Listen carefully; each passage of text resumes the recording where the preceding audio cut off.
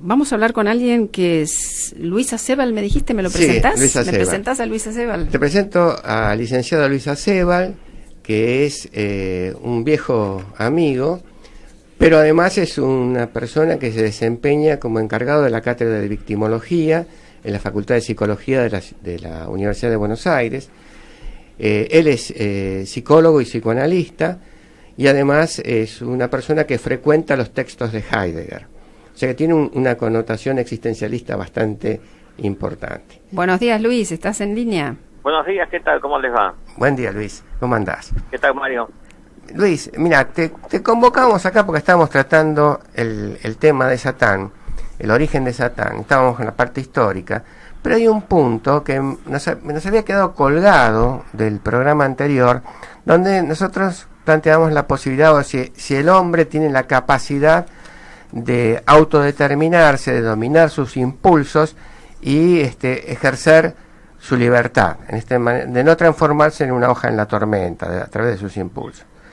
La figura de Satán aparentemente sería un mentiz a esto, porque el hombre, a través del pecado original, queda dominado por el aspecto animal y bueno, no tiene la posibilidad de manejarse sino es a través o de salvarse sino es a través de la gracia de Dios que se da a través del seno de la Iglesia. Entonces la pregunta es desde el punto de vista de la psicología. ¿Existe algo que podamos llamar el libre albedrío? Bueno, sí. ¿Existe una determinación por fuerzas inconscientes de la voluntad del hombre, de las cuales él nunca va a poder controlar? Y por último, es mucho, ¿no? Y por último, ¿existe un impulso de destrucción en el hombre?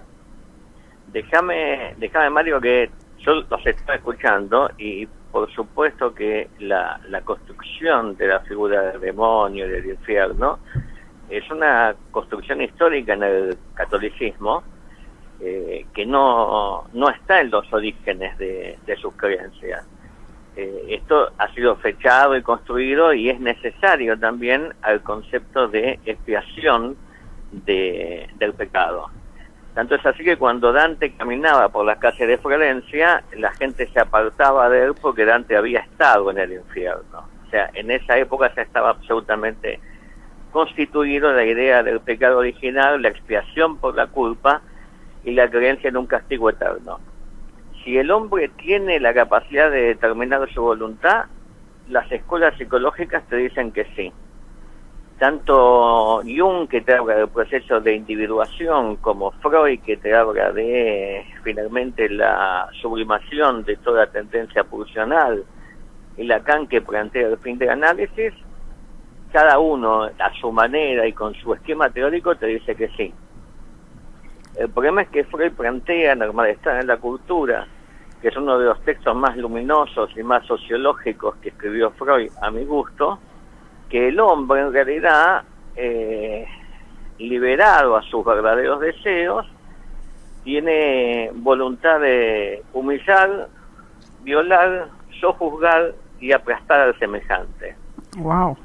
Y si esto no se lleva a cabo es porque la cultura, que es una construcción histórica, funciona como regulando la pulsión autodestructiva y destructiva del hombre para con sus semejantes. Por supuesto que cuando las circunstancias políticas hacen que la cultura se afloje, entre en crisis y no dé respuesta a lo que la sociedad necesita, afloran los movimientos más xenófobos, más racistas y el odio por el semejante. Esto también fue planteado por Freud en su momento, cuando hablaba del narcisismo de las pequeñas diferencias, tema que Lacan vuelve a trabajar cuando habla de lo insoportable del goce del otro, ¿no? Y en realidad, si uno ve la historia de la humanidad, lo que no se soportaba eran las diferencias. La humanidad, a lo largo del tiempo, ha tomado diferentes grupos, las mujeres, los judíos, los extranjeros, los indocumentados, digamos, ¿no? Y los ha satanizado y los ha responsabilizado por todos los males habidos y por haber en una sociedad determinada.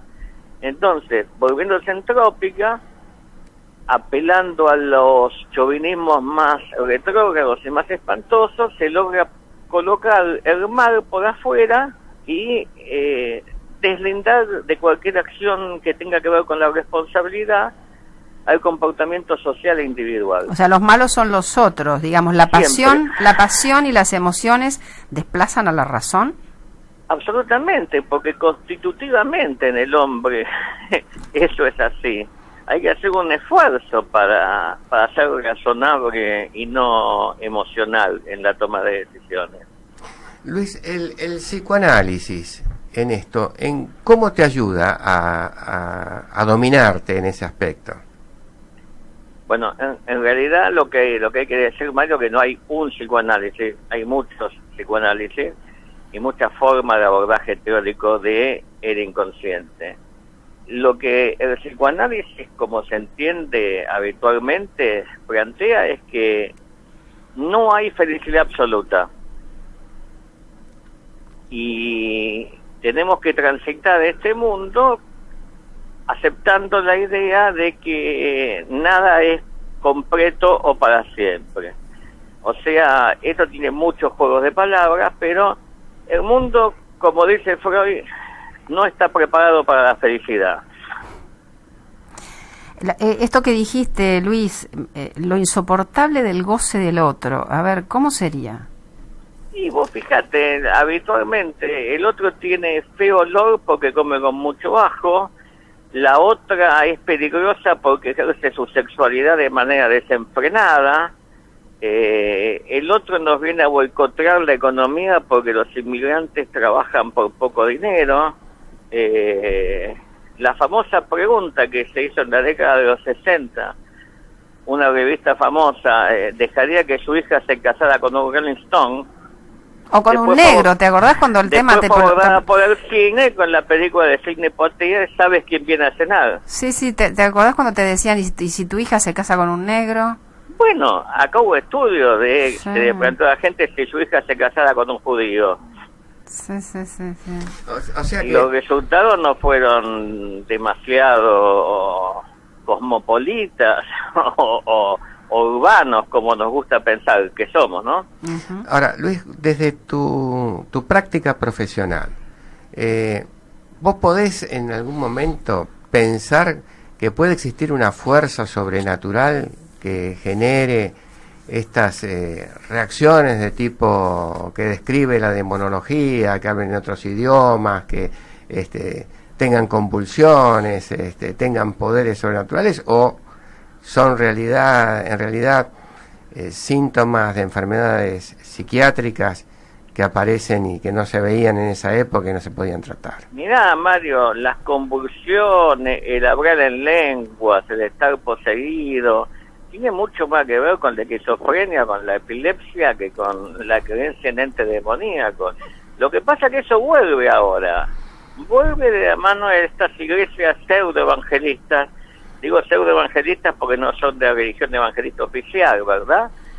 Que explican todo por la posesión demoníaca, los gusanos de muerto que le ponen en la sangre a la gente, el pecado que uno ha cometido, y que en realidad no son más que atajos y negocios económicos para que los perpetran, para que la gente no afronte la responsabilidad que le cabe por estar vivo.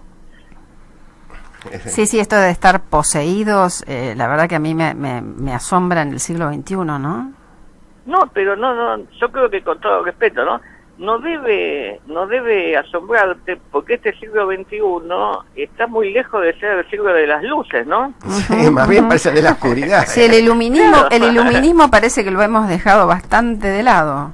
Ahí tenemos a esta chica que es Premio Nobel de la Paz, que fue una esclava sexual de ISIS, con todo lo que ella cuenta por profesar una religión que no le gustaba a la gente de ISIS.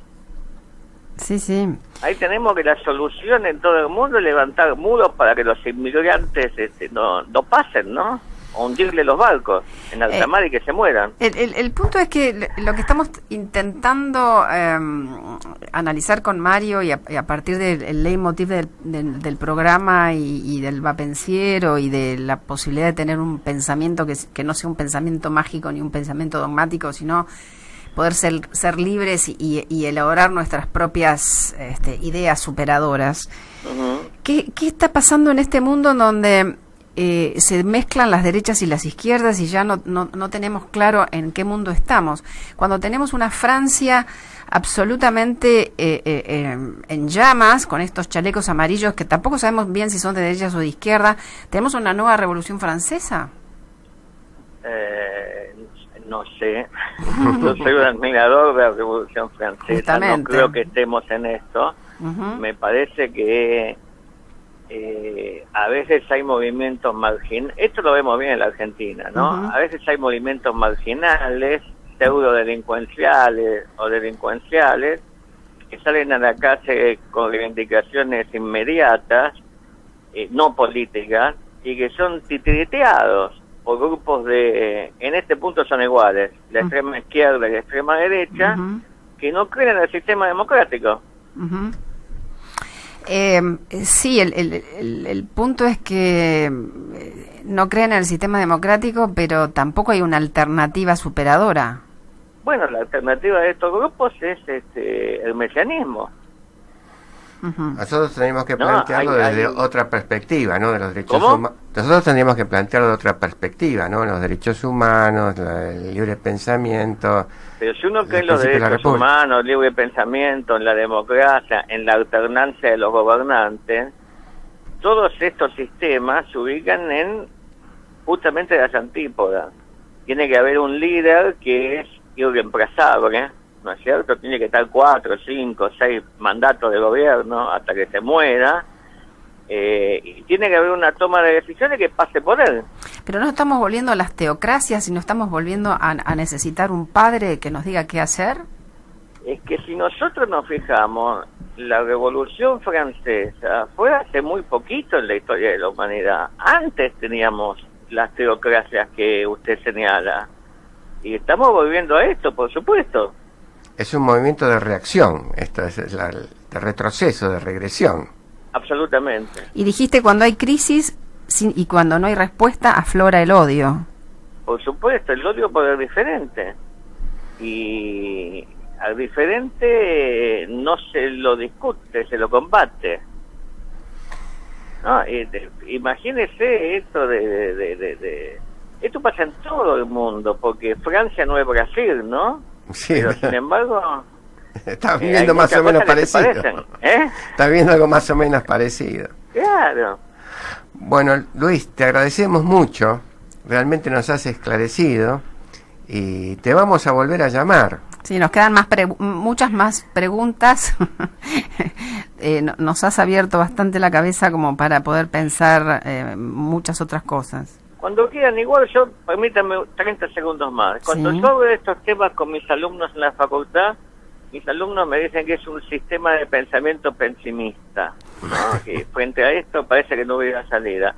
Y Freud decía que había salida, No es una salida fácil, no es una salida prêt-à-porter que se pueda comprar en el mercado de la esquina, pero yo creo que vivir implica hacerse responsable de sus actos. Bien. Ese es el camino, me parece. Muy bien, Luis. Muchas gracias, entonces. Gracias. Bueno, les mando un abrazo. Muchas gracias. Hasta luego. Hasta luego.